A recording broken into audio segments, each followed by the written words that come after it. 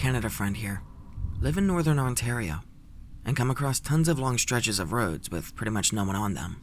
Very nice in the day, but pretty spooky at night. Here's my story. Be me. Driving back from work late at night, maybe 1 a.m. Long country road to get back into town. Few houses dotted, but it's pretty much completely empty. Always drive by this one house on the road that's abandoned. Textbook spooky boarded up windows and doors. About to come up by the house while I'm driving. Usually stare at the house as I pass by, but I'm distracted by music and not paying attention. Suddenly, see something on the road. Freak out and swerve around it, almost going in the ditch. Stop my car a little farther ahead to look back. Freaked out that I may have hit an animal or something. See a dude in the center of the road, taking some long but flat thing off the road. See metal glint from my lights.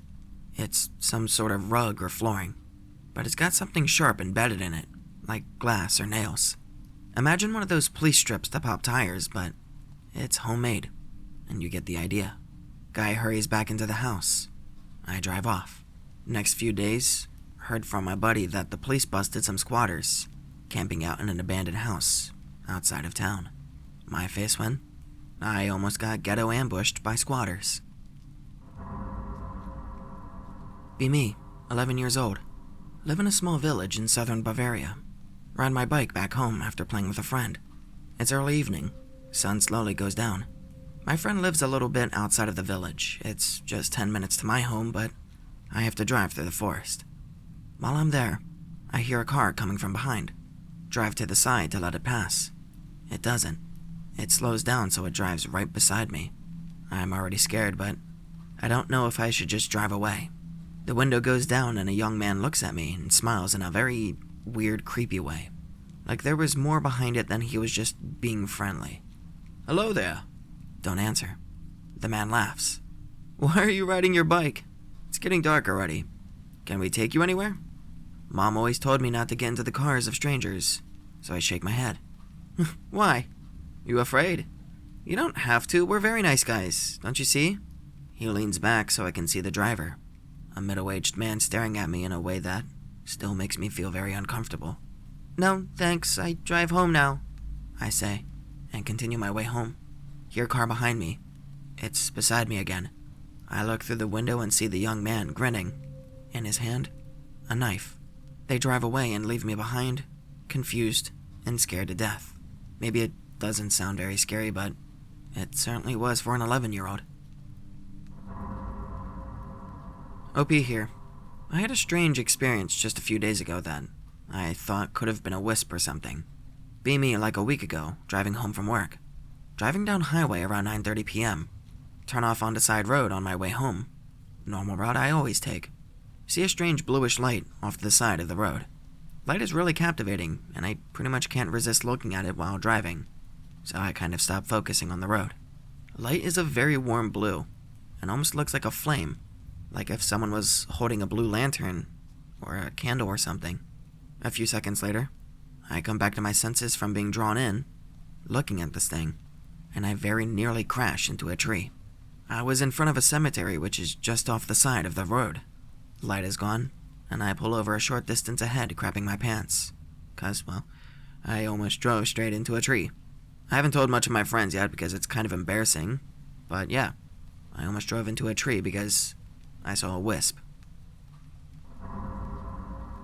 Be a year ago, driving at night, around 3 a.m.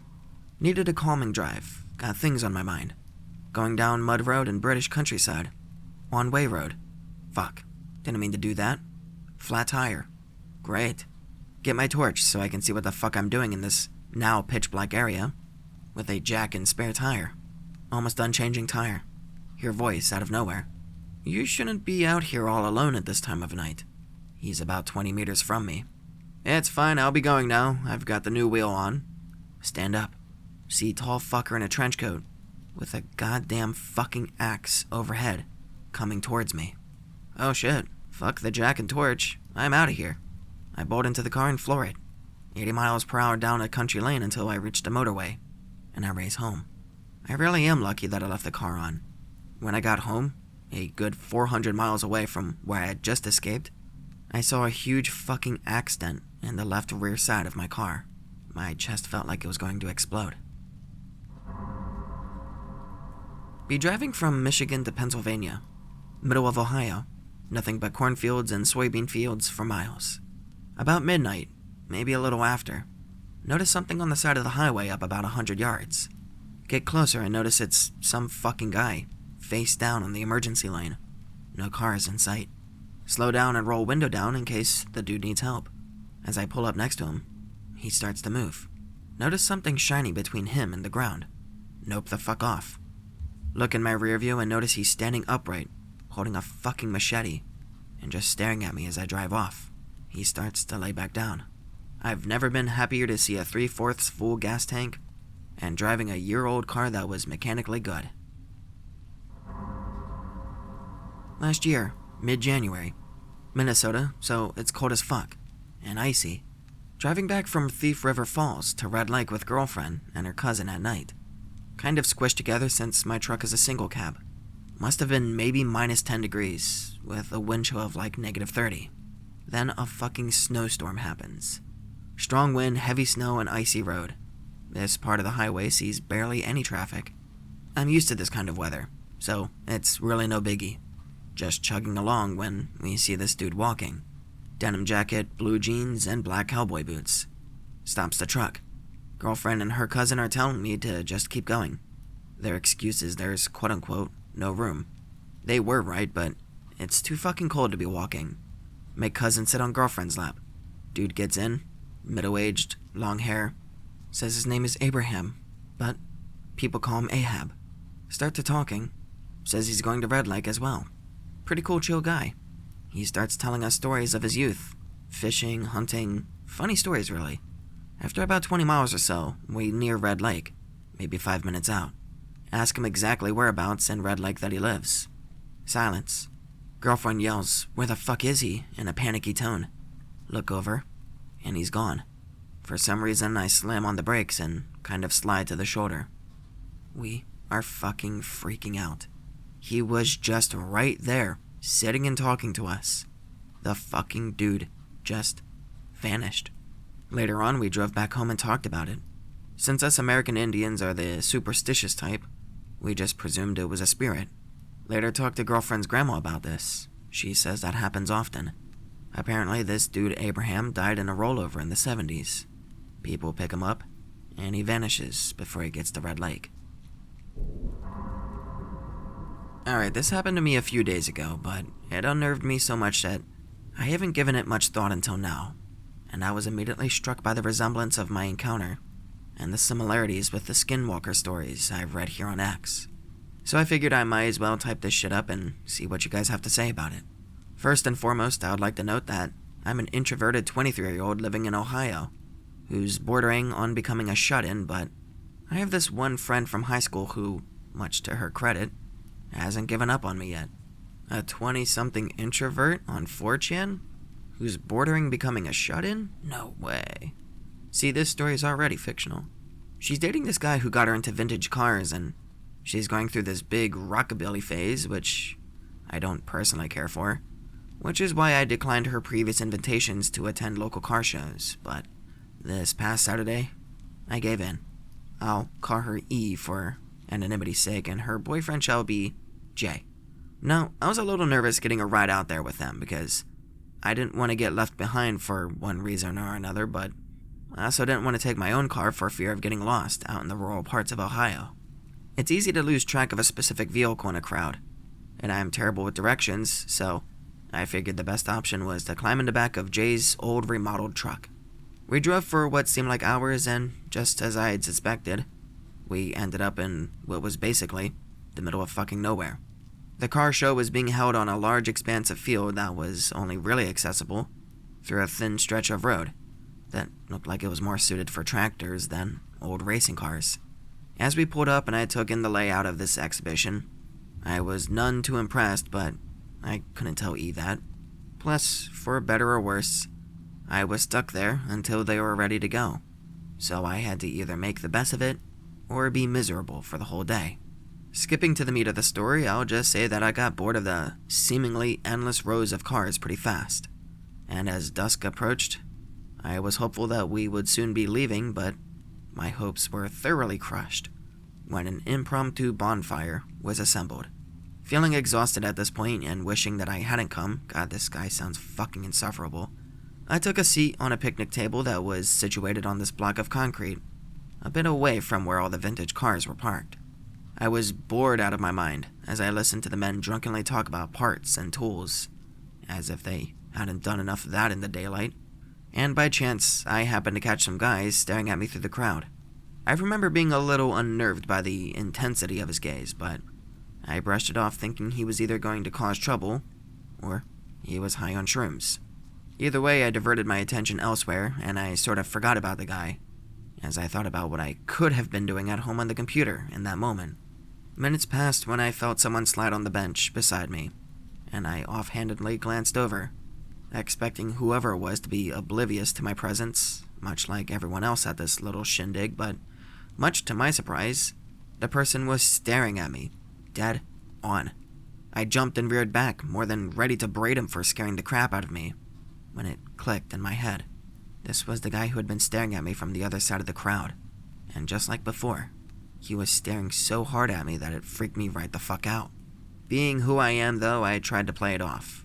I smiled and said something like, "Hey, how's it going?" He didn't respond. He only continued to stare at me, and the longer I looked at him, the more I realized that something was off. Now you realize something's off? Despite how intensely his eyes were locked on me, the muscles in his face seemed slack. His jaw wasn't really sitting right in his mouth, and his arms were limply sprawled across his lap, like he just let them fall, as they may when he sat down next to me, and just hadn't bothered to readjust them. I was really unnerved by this point, and just when I was about to excuse myself, he did something I don't think I will ever be able to forget. Without anything else changing in his facial expression, his lips started to curl upwards. It was a slow process, and I could actually see the muscles tensing and straining in his cheeks, as his lips gradually moved higher and higher until I now realized with startling clarity he was giving me the exact same smile I had given him not too long ago. But it didn't stop there. They kept moving further up until I could see his gums, and his lips were stretched thin and white. It was only then that I smelled it. Some horrible stench like a dead dog that had crawled up straight out of hell. I didn't even bother with pleasantries as I quickly stood up and moved away from him. At the time, I thought maybe he was just some whacked-out loser, but looking back on it, I see all kinds of similarities with what I've heard concerning skinwalkers. It's probably a really good thing that this thought didn't cross my mind at the time, because otherwise, I don't think I could have handled what happened next. So I went looking for my friend and her boyfriend through the crowd, intent on telling them that we had to leave, and I wasn't going to take no for an answer. I finally found her and I tell her what happened. Of course, she tries to say it was probably some guy who was just tripping out, and if I stay with her and Jay, I should be fine. I told her that wasn't going to work for me, and that I really needed to leave. I could tell that they were really disappointed, but much to my relief, they gave in. They bid their farewells, though it was far from fast enough for me, and we walked across the dark field to his truck. We get in and start driving away. I actually thought I was home free in that moment, but as it turns out, I seem to have really bad luck. Just as we go to pull out onto that thin road, something stumbles into the headlights. Sure, I was ready to start screaming my lungs off in the blink of an eye, but I calmed down when I saw it was a woman. Until that was when she lifted her head, looked straight through the windshield at me, and her lips started to slowly curl upwards. I was ready to have a panic attack at this point, as I gripped the back of E's seat, and I told Jay to just drive. Despite the panic that was no doubt in my voice, he didn't understand, and said that he was just going to see if she was alright. He rolled down the window and stuck his head out, asking her if she was okay. Her head bobbed up and down sort of like a bobblehead's, but she didn't say anything. She was still smiling, and I watched in terror as Jay exchanged a look with E, before leaning out the window again, and asking her if she wanted a ride back into town. She nodded the same as before, almost like most of the tendons in her neck were cut or something. I'm sure you can imagine at this point the horror racing through my veins, though I didn't understand it at the time. And then double that, as you think about watching this strange person slowly walk around to the driver's side passenger door, pull the creaky door open, and weakly climb in to sit next to you in the back seat. So yeah, I was ready to piss my pants. I'm actually surprised I didn't throw up from how scared I was. Well, we started driving again, and I pushed myself as far into the corner as I could, without ever taking my eye off of her. But much to my surprise, she never even looked at me. She spent the entire ride looking down at her lap, and I was seriously starting to question how long we were going to keep her in the car with us, seeing as she hadn't specified where she needed to be dropped off at. But as we were passing a house on a back road, right near the city limits, she suddenly spoke. Just one word. Here. But it wasn't the English language as we know it. It was more like a croak that sounded like the word here, and it turned my blood to pure ice. Jay was confused, but did pull over to let her out. Ever the gentleman, he asked if she really was okay, and she climbed out, turned to look at him in the driver's window, and nodded like a damn bobblehead again. J and E bid their farewells, and it was only for a split second, but I swear, I saw her lips start to curl upwards again, and then she spun around and seamlessly disappeared into the darkness. The two lovebirds up front agreed that the situation seemed a bit strange, and I didn't even try to tell them the truth, mainly because I don't know what the truth was. After I was dropped off at home, I turned on every light in the house before locking myself in my room, which is how I've been sleeping ever since. The entire thing just really scared the crap out of me, and now that I'm seeing the skinwalker connections, I'm even more unnerved by the memory. I haven't seen either of those people since that night, but I've only really left the house for work because I am still really paranoid about the whole thing. Was it drugs? A coincidence? I honestly don't think I want to know. I love this story. This could be simply summarized as fourchaner goes to a social event and has a bad time. It's every fucking fourchaner's worst nightmare. Going outside. And then their lips curled up at me. It's disgusting. It's called smiling. He was disturbed by someone smiling at him. No, I'm just giving him shit because I know for a fact, if this was on Reddit and I read this to you guys, you'd be like, oh, there's a problem with Redditors. Oh, so a Redditor goes outside, blah, blah, blah, blah, blah.